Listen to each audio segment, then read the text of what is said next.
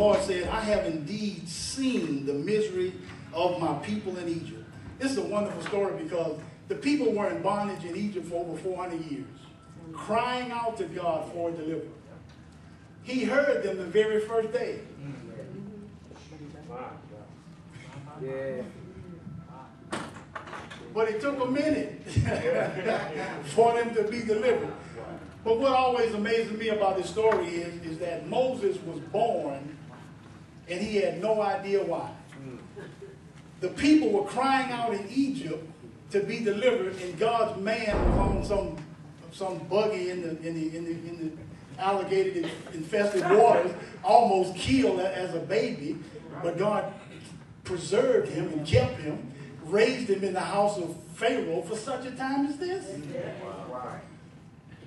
So I said that to say this. The answer that you've been praying about, it's already worked out. I believe it. We just need to develop some patience to wait on God. Whatever you need God to do for you has already been done. That's a word, right? You better write that down. You better write that down. Now, I love this. Verse 7, I'm sorry. I have indeed seen the misery of my people in Egypt. I have heard them crying out because of their slave drivers.